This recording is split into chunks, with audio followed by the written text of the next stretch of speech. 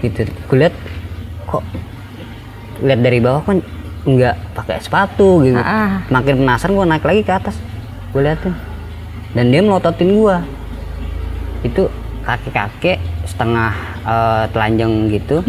Gue bilang set, tanpa bahasa basi gue langsung meluk pohon. Gue bilang pakai bahasa Sunda sih. Gue bilang gini, hampura ki, nggak mau ngapa-ngapain gitu, cuma pengen lewat gitu kan.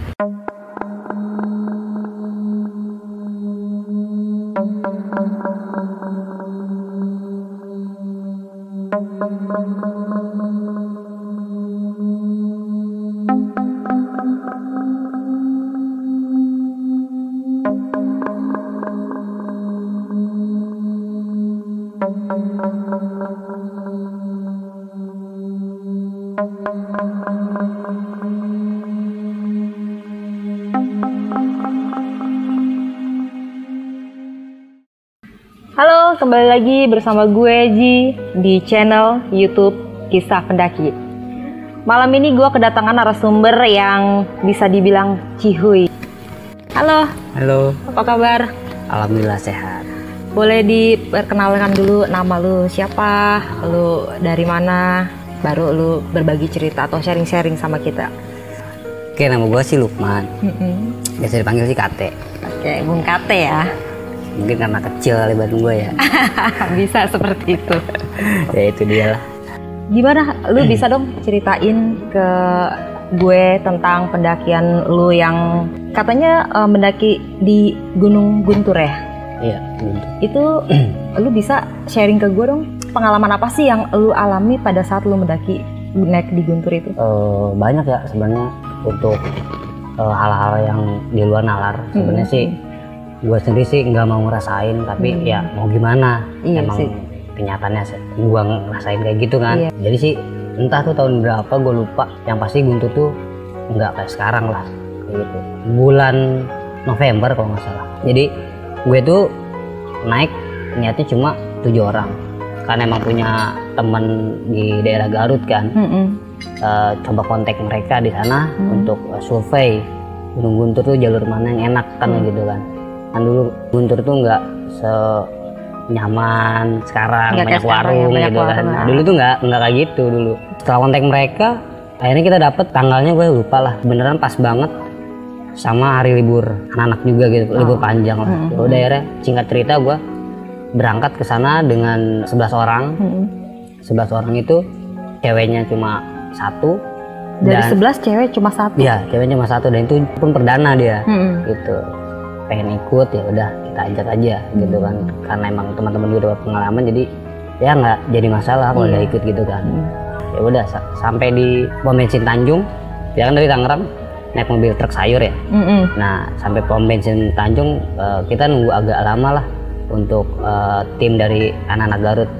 Ya udah setelah ketemu kita makan pagi sama mereka. Akhirnya di situ gue mutusin untuk nyari cemilan gitu. Jalan sekitar 2 meter atau 3 meteran tuh dari tempat anak-anak ngumpul pada makan. Gue dipanggil sama kakek-kakek.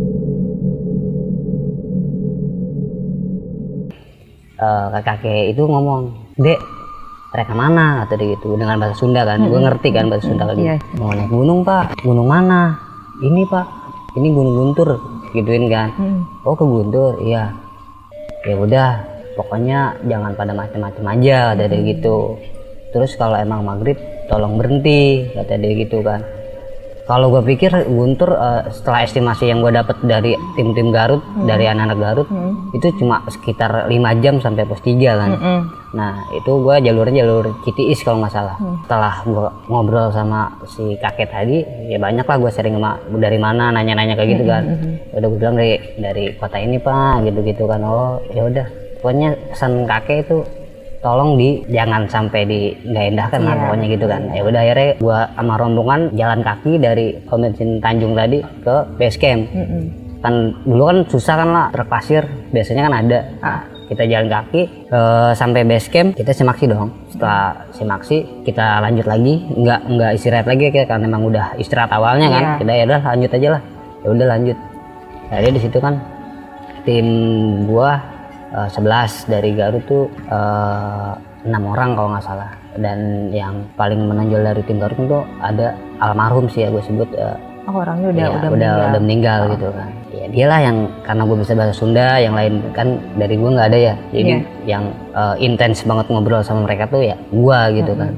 Ya udah, Kang ini gue nanya kan ke almarhum, Kang ini kita mau lewat mana gitu. Ya udah kita lewat jalur biasa aja kata dia gitu kan. Udah kita jalan, nah ketemulah truk, terus dia bilang kita nebeng truk aja. Ya udah kita nebeng truk kan. Itu Bang, di daerah mana pas lu?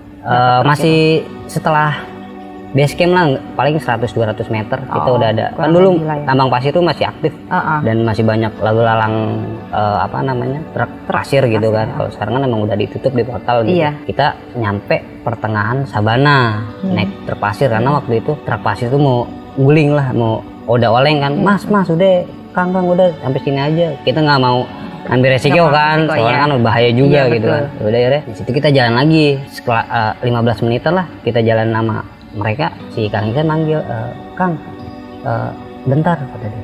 Kenapa Kang? Ini kan udah jam 11 nih, kita sampai Sabana panas banget nih kata dia gitu. Kita lewat jalur lain aja yuk, lewat ini yang sebelah kata dia gitu kan. Lewat mana Bang? Ini yang banyak pohonan, itu namanya Gunung Kadungora. Iya Kadungora kata dia gitu kan. Oh ya udah, tapi jalur aman Kang. Iya bisa sampai pos 3 kata dia. Ya udah, karena emang kita baru pertama dan mungkin Akam lebih tahu kan, akhirnya kita ikutin mereka. Ikutin mereka itu kita emang nggak masuk jalur aslinya gitu. Akhirnya kita udahlah jalannya terus dan sampailah ke lembahan. Kalau kita ke kanan, kalau sekarang ke kiri nih. Kalau kita ke kanan itu ada lembahan. Nah kita setelah lembahan langsung nanjak. Nah kata tim Tangerang ngomong gini, weh ini tanjakannya tinggi banget nih kata dia. Terus ada nyaut lagi, ini mah tanjakan astagfirullahaladzim kata dia gitu kan. Ya udahlah kita jalanin aja ya, kita jalanin terus. Lah di situ lancar lah sampai ketemu pertigaan, entah itu pertigaan mana, yang pasti ke kanan itu longsoran dan ke kiri sebenarnya itu jalur ke pos 3 kayak gitu. Tapi karena emang tim Garut duluan, ya udah kita kontak Bang di mana, ke waktu emang masih dapat sinyal kan di mana. Udah lurus aja kalau pertigaan, ya udah kita ikutin lurus. Udah setelah situ lurus lanjut sampai istirahat lah jam 12 lah. Jam 12 kita soma lah makan kayak gitu kan. Istirahat lah semua, Kang ini jalur bener kan? Bener Kang, tenang. Udah setelah istirahat itu kita ngobrol berdua ya kan, buat ngeyakinin sebenarnya ini gue ragu gitu kan.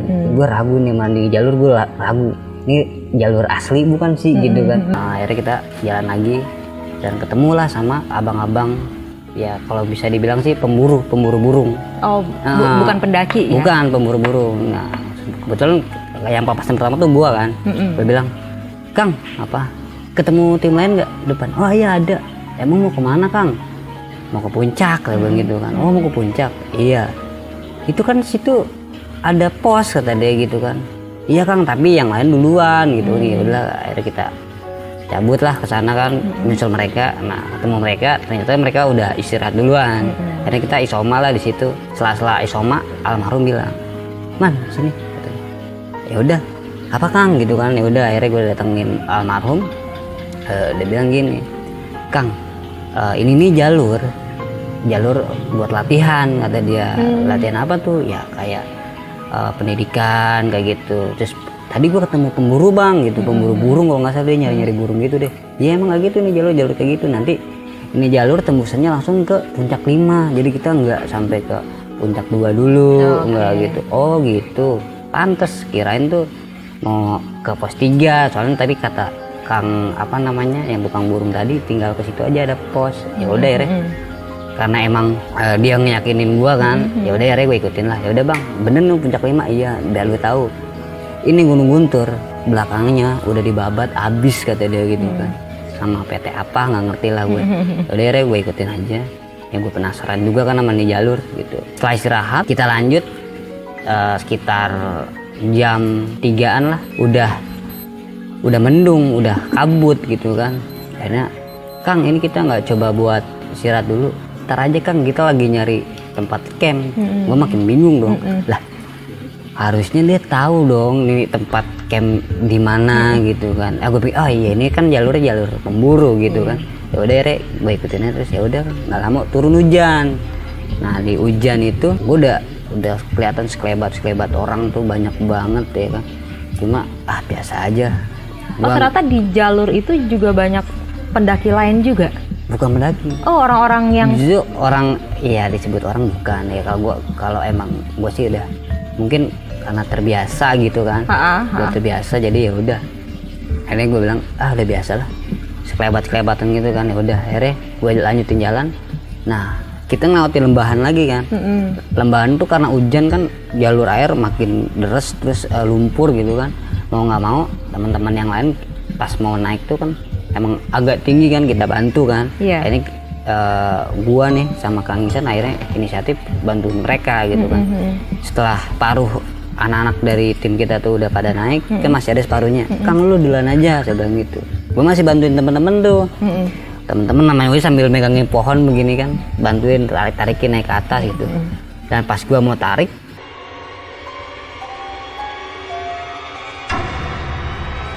pas gue lihat ternyata bukan temen gua gitu kan.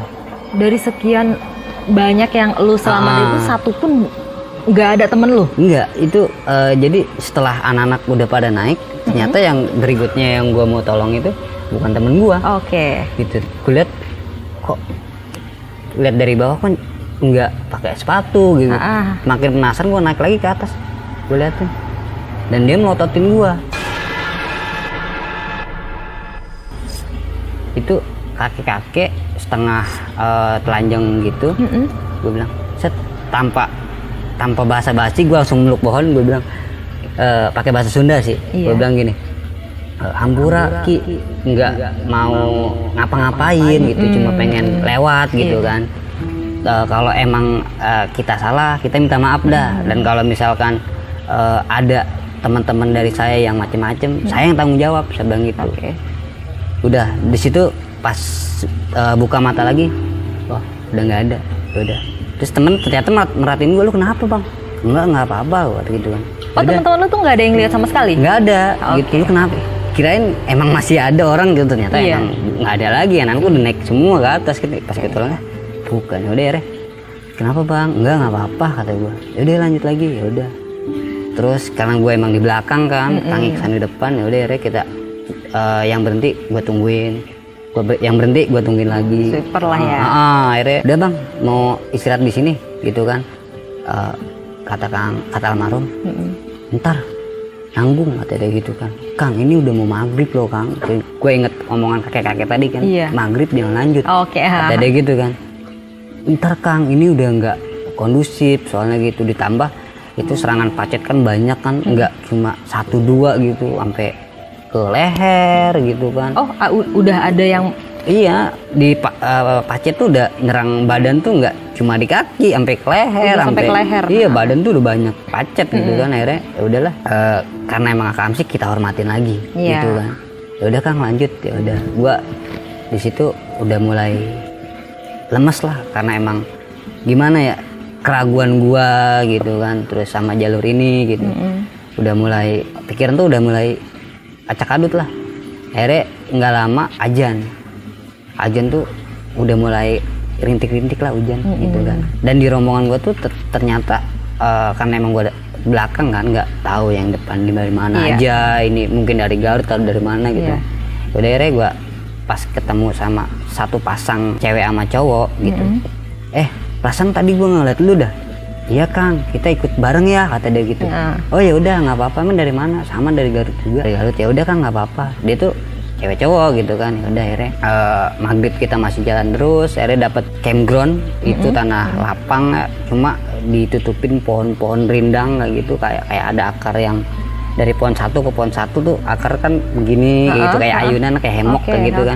Ya udah akhirnya kita mutusin buka camp di situ. Ya udah di sini aja Kang. Ya udah dari situ kita buka camp, mungkin karena capek atau gimana.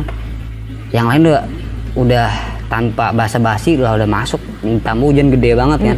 Udah hujan gede tuh, udah yang lain pada tidur, mungkin masih sore lah, masih jam yang namanya habis maghrib kan gitu. Ya udah akhirnya di situ udah pusing lah pokoknya gitu. Gue udah pusing banget ini. kok jalur begini banget. Gue di dalam tenda tuh cuma mikirin itu sampai nggak bisa tidur kan. Jalur kok begini banget, setahu gue nggak gini, setahu gue yang gue baca tuh Guntur gak gini, gitu kan, kok begini banget gitu kan. Akhirnya udah, di situ gue mutusin buat istirahat lah sejenak. Nah di situ setelah istirahat sejenak, gue nggak sama sekali tidur lagi sampai malam karena emang banyak pikiran ya? Karena jadi emang jalur jalur okay. itu bukan jalur nggak kayak yang gue baca yang gue searching gitu kan, karena ya memang yang lu jalanin itu bukan jalur pendaki. Setahu gue kan emang jalur Guntur tuh gersang gitu kan, kok ini nggak nyampe ditambah estimasi cuma 5 jam, tahu tuh sampai sore dari trekking jam berapa, jam 9-an gitu kan. Ya udah di situ makin malam ya anak-anak pada tidur dong. Nah, gue tetep mata gue masih melek di situ. Udah ditambah hujan, terus tanah juga becek gitu kan. Jadi gimana gitu kan, gerimis rintik-rintik kayak gitu kan, makin sunyi, terus makin ya gue sih nikmatin lah, ini enak banget ya hujan di tengah hutan begini gitu kan. Lagi nikmatin begitu, ternyata ada yang lewat.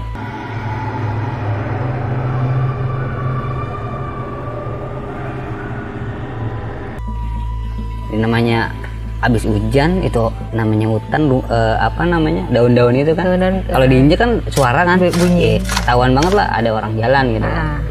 Gue nggak basa-basi langsung gue buka tenda, siapa yang lewat, bre manggil anak kan, nggak ada yang nyaut kan, wah masih pada tidur nih gitu kan. Udahlah dari cuma gue doang kok, akhirnya gue tutup lagi tetep gue masih melek di situ. Mungkin gue juga halusinasi juga ada, dicukan sama kecapean, pikiran gitu kan. Bener-bener nggak nyaman lah pendakian itu tuh. Itu nggak lama ada suara orang kencing di tenda gue. Maaf nih ya, ngencingin tenda lu? Iya, ngencingin tenda gue. Gitu.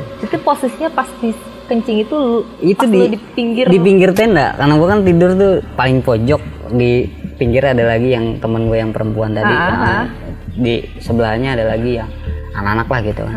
Udah itu kencing di pinggir gue ya, gue jelas banget dong. Gue gebrak, kencing sembarangan aja lu, gue kayak gitu kan. Kok nggak nyaut gitu kan, biarin deh, terus aja makin malam. Ternyata yang tenda sebelah gue nih ngomong, bang, wah ada yang bangun nih, gue pikir ya udah gue ngapa Yon gitu kan, kenapa bang gitu, weh belum tidur bang, belum, iya kita nggak keluar karena emang hujan gitu kan, kita saut-sautan aja di dalam tenda ya. Apa lu belum tidur bang, belum gitu kan, lu bangun, iya lapar gue kata dia gitu kan. Udah makan dah, ya udah dia nggak tahu kenapa tiba-tiba bang keluar bang kata dia, rame no anak tanya lagi pada ngumpul kata dia gitu. Gue diem di situ, ramai dari mana? Dia yang ngedenger kan, ramai dari mana? Dibuka tuh kedengeran suara sleting, seret. Dia nongol kali ya, gue nggak ngerti lah. Kalau gue di posisi dia nongol, nggak ada orang. Bang, dia ngomong itu lesu, bang. Kenapa? Nggak ada anak ya kata dia. Iya nggak ada, emang nggak ada. Kenapa lu? Begitu kan sambil gue bercandain, kenapa lu? Halu lu ya gitu kan. Bang, gue tidur lagi deh kata dia. Ya udah tidur, dia tidur ya deh, gue mutusin buat selonjoran lah. Nggak lama gue ketiduran, tidur ayam lah. Nah ternyata yang cewek tadi tuh yang perdana menggigil, ini orang kenapa nih? Pas gue bangun, gue lihat mukanya gue senter, orang pendinginan nih. Pas gue cari sumber kan nama hujan kan, wah ternyata itu rembesan dari kepala sampai ke badan dia tuh kena rembesan itu, makanya kedinginan di situ kan. Gue bangunin kan, gue mikir gak usah panik, udah. Tetap dia ngigo gitu-gitu aja terus kan. Lu kenapa? Lu kenapa? Gue panggil gitu kan. Diem aja tuh. Gue bangunin anak nyalain kompor. Takutnya hipo. Iya, takutnya hipo, nyalain kompor. Lu ada coklat? Ada. Lelehin udah gitu kan gitu. Set ya udah ya. Pas gue buka jaket perempuan ya, gue mungkin pengen penolongan pertama lah, gitu kan. Singkat cerita ya gue bangunin, ya udah akhirnya di situ sadar dan yang lain bangun gitu. Yang lain bangun, saya rame kan di situ, cuma tetep nggak ada yang keluar. Bre keluar yuk, kagak lah becek gitu, banyak pacet kata dia gitu. Ya udah akhirnya mutusin tuh udah di dalam tenda aja gitu kan. Ya udah nggak lama hening lagi, mungkin jam 1-an lah, kalau nggak salah gue nggak lihat jam sih, jam 1. Terus gitu. Pas nolongin teman lo itu jadinya apa yang kalian lakuin pas teman lo kedinginan itu? Ya kayak prosedur nanganin hipo sebenarnya. Tapi ya, akhirnya tetap tertangani iya, ya. Gitu. Walaupun paginya dia diledekin gitu kan. Akhirnya pada tidur lah tengah malam itu. Tetap gue masih ragu, masih mikirin jalur. Ini bener apa enggak? Besok lanjut apa balik gitu kan. Ya udahlah, akhirnya di situ gue putusin buat tidur. Ternyata nggak bisa. Gimana ya? Mau tidur gelisah gitu kan. Nggak lama ada suara ya familiar lah buat gua. Ya mungkin buat lu familiar, buat gua enggak nih. Gua pengen tahu apa sih familiar itu kayak apa sih gitu. Familiar tuh ya suara ya kalau dibilang goib sih ya ada kayak ya banyak sih suara-suara tuh ya kuntilanak kayak gitu kan, yang cekikan gitu. Ya kalau gua perjelas lagi, suaranya tuh kayak gini. Suara burung baru dia ketawa ngakak kayak gitu kan. Awalnya suara burung dulu, habis suara burung diikutin sama suara-suara ketawa. Iya, itu dia. Ya udahlah, ini kok ganggu banget gitu kan. Coba buat buka tenda. Pengen tahu sih mana wah yang ngetawain gue gitu kan. Ternyata itu di tenda tempat cowok itu ya anak-anak Tangerang sih, anak-anak teman-teman gue gitu kan. Di atasnya kan karena yang tadi gue bilang akar dari pohon satu ke pohon satu yang berayun ternyata itu dia lagi gelayutan di situ. Lagi main ayunan. Iya.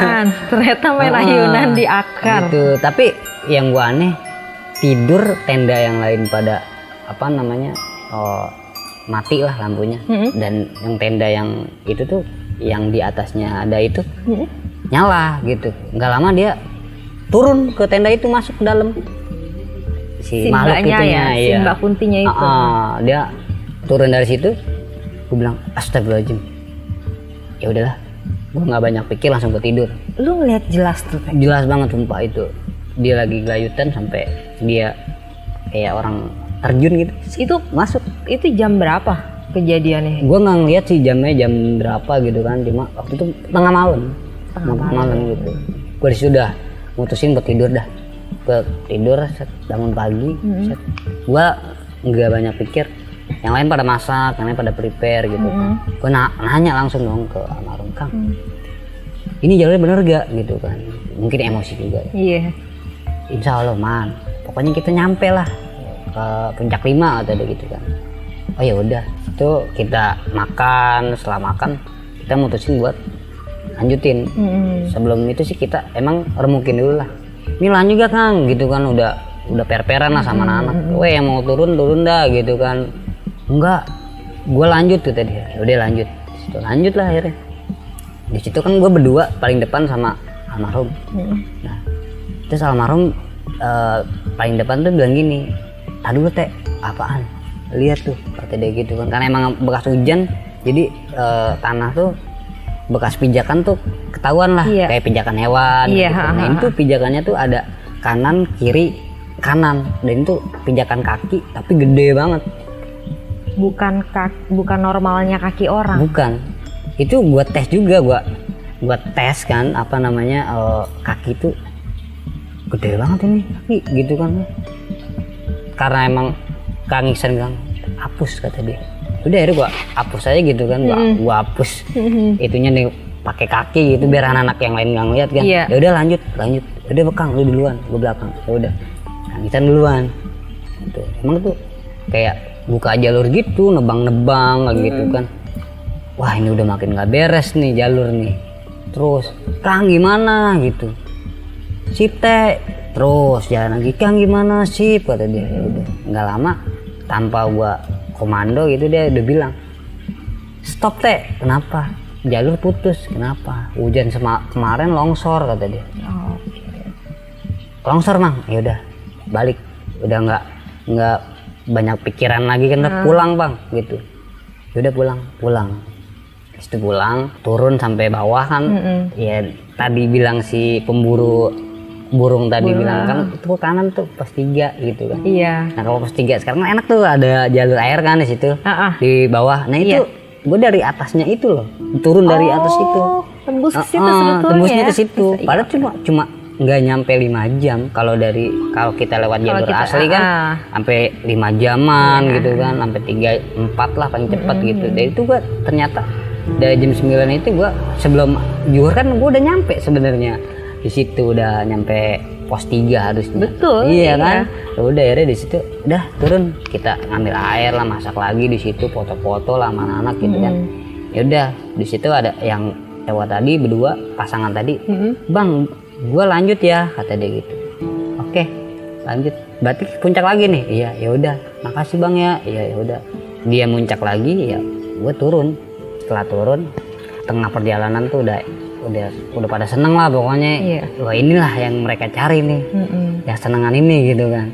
Ternyata turun tuh mereka tuh gua rasa pas naik ngerasain hal yang sama gua. Soalnya pas turun tuh kelihatan mereka tuh seneng. Gue pengen pulang nih, gue pengen pulang gitu. Ternyata mereka emang pengen banget pulang gitu kan. Gua karena ngeliat tingkah laku mereka gitu ya, gua coba tanya dong sama satu orang di jalur turun tadi, jalur pasir pertambangan itu. Apaan? Malam ngeliat apaan, Bay? Gitu kan. Kagak, gua mah nggak ngeliat apa-apa. Terus tapi gua ngeliat itu Bang, ngeliat apa-apa? Ya sih gue ngeliat kata dia. Akhirnya dia cerita tuh, ya. ngeliat apaan? Ada kakek-kakek bungkuk kata dia gitu kan. Kakek-kakek bungkuk setengah telanjang kata dia gitu kan. Itu muterin tenda lu Bang kata dia gitu. Tenda gue? Iya. Yang bener lu? Iya. Oh ya udah. Gue makin kepikiran dong sama kakek yang gue lihat tadi. Mungkin yang dilihat itu gua gitu kan. Iya. Ya udah akhirnya gue di situ nyampe kan ke bawah. Setelah nyampe di bawah, ya udah. Terus kita mutusin, Bang gimana? Mau pulang apa enggak? Pulang. Ya udah pulang. Udah. Harusnya kan kita pulang tuh di bis kan lu capek badan gitu kan. Gua harusnya bisa tidur dong. Bisa tidur ya. Dan ini kok gua nggak bisa tidur? Kenapa gitu kan? Tapi berasa capek tetap berasa. Iya, capek berasa cuma nggak bisa tidur gitu. Bisa sih udah gue ilangin lah karena gue udah nggak di jalur gitu kan. Ya udah. Singkat cerita gue nyampe rumah malam pertama. Masih banyak teman-teman lah yang pada ngumpul di rumah gua. Kebetulan rumah gua kan emang tempat ngumpulnya mereka. Di scam lah bisa sebut gitu. Ya udah di situ cerita masalah pendakian yang baru kita alamin gitu. Mereka tuh pada cerita yang mereka alamin tuh. Gua ngeliat ini Bang, gua denger ini Bang kata gitu. Tapi gua buat ngungkapin tuh nggak bisa gitu. Biasanya kan abis itu gua bisa nih ngungkapin karena emang dia udah di bawah gitu kan. Tapi gua nggak bisa nggak tahu kenapa nggak lepas gitu kan.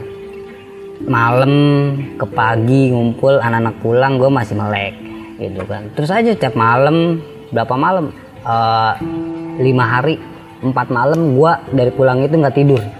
Itu bener-bener nggak tidur sama sekali. Nggak bisa tidur. Skrip-skripan aja gitu nggak juga? Nggak sama sekali. Itu sih gokil. Kayak orang apa ya, kayak orang bisa dibilang ngobat ya. 5 hari 4 malam berturut-turut nggak tidur.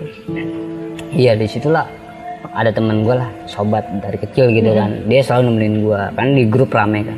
Wah temen gue nih gak ada angin orok kata dia gitu. Kagak tidur orang kata dia gitu kan. Ya udah 5 hari itu paginya setelah gue habis mandi ada tetangga yang ketok pintu. Bang kata dia gitu kan. Weh tumben nih gitu kan. Ada apa nih? Gue pengen ngobrol bentar kata dia gitu. Di mana? Di rumah gue aja. Udah gue ikutin dong ke rumah dia. Ngobrol di situ. Abis subuh kata dia. Abis banget sholat subuh. Ada kakek-kakek datengin gue kata dia gitu. Kakek-kakek. Tanpa gue nanya kayak gitu, gue langsung nembak aja. Bungkuk setengah telanjang bukan? Iya. Lu tahu? Lu ngelihat? Iya. Dia minta pulang kata dia gitu. Ternyata dia ngikutin lu. Ya bisa dibilang gitu. Dia minta pulang. Yang bener lu. Iya. Dia minta pulang kata dia gitu. Ntar malam lu harus ke saung. Saung tuh tempat kita ngaji gitu. Ntar malam lu harus ke saung ya. Oh tempat ngaji di kampung lu nih? Oke. Ntar malam lu harus ke saung. Oke. Ya gua ke saung lah akhirnya gitu kan. Saung malam itu. Dan guru ngaji gua udah ngeliat gitu. Man sini. Ya udah. Dia cuma pakai telunjuk. Megang ini gua seret di gudang di rumah gua kan ada satu gudang. Gudang tuh emang buat peralatan naik gunung gua, naik gunung anak-anak gitu kan. Jadi setelah kita bersihin, kita masukin ke situ Iya. dong. Nah, dan ternyata di situ tempatnya yang pernah ngikut gua gitu. Gua percaya nggak percaya, emang gua ngerasain gitu. Gudang tuh asing buat gua gitu kan. Kok ini nggak enak banget nih gudang, setelah Rasanya gudang. beda Iya, ya. ada beda gitu kan. Malam itu gua diobatin sama guru ngaji gua lah gitu. Dan dia ngebuka semuanya di situ. Tahu nggak kenapa kamu bisa begini? Kenapa dia bisa itu gitu? Kamu pernah nggak berucap janji? Kata dia gitu. Janji apa ya Kak? Kayak gitu, panggil kan nama guru ngaji AA lah gitu. Janji apa ya A? Ya janji. Pernah nggak? Gue inget-inget, ternyata yang pas gue meluk pohon. Iya.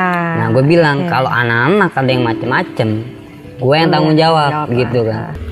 Hampura Ki nggak mau ngapa-ngapain gitu, cuma pengen lewat gitu kan. Kalau emang kita salah, kita minta maaf dah. Dan kalau misalkan ada teman-teman dari saya yang macem-macem, saya yang tanggung jawab.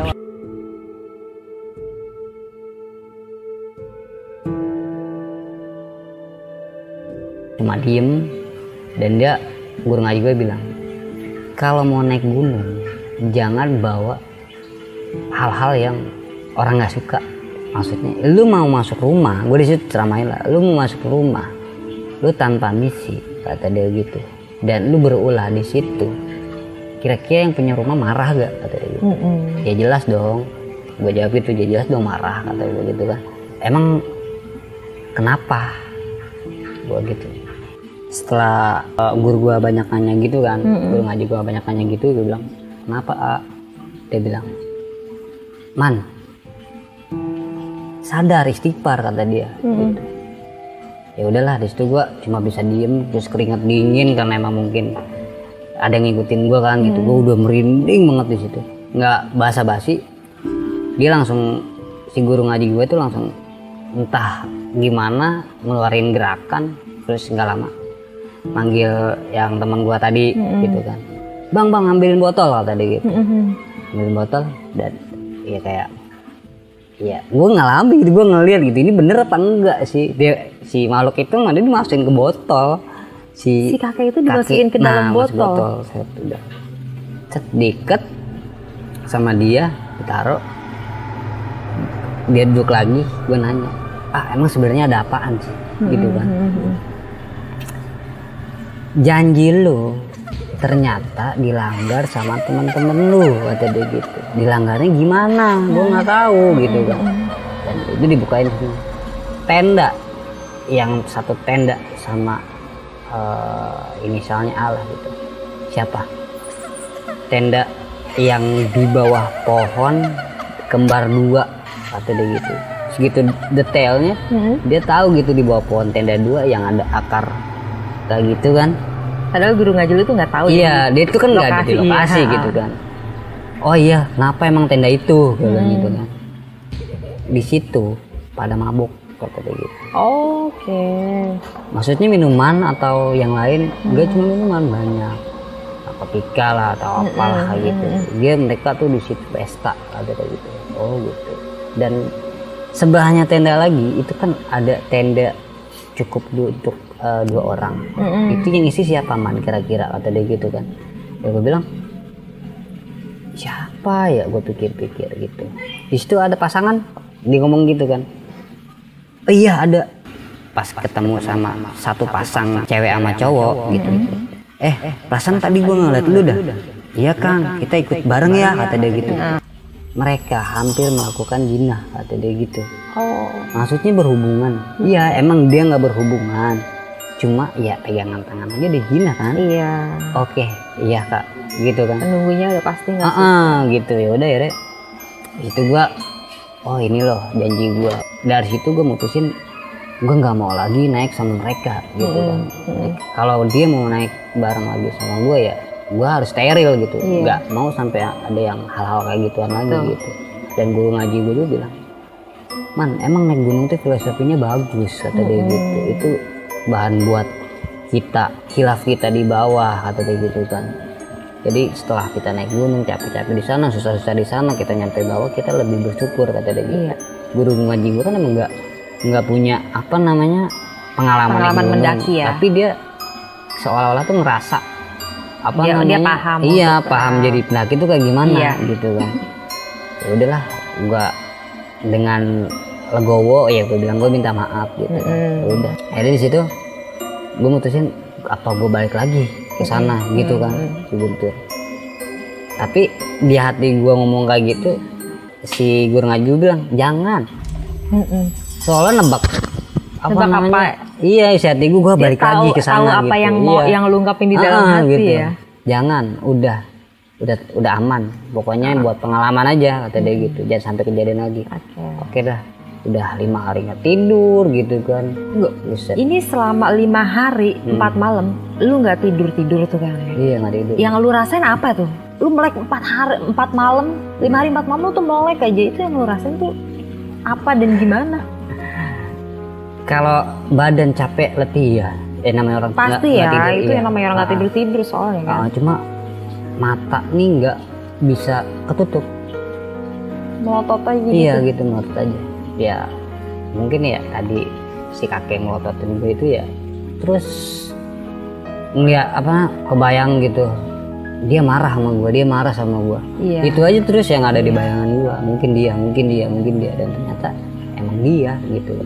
Jadi itu selama 5 hari yang lo rasain ya, nyiksa banget ya. Ya buat pengalaman aja. Iya bener.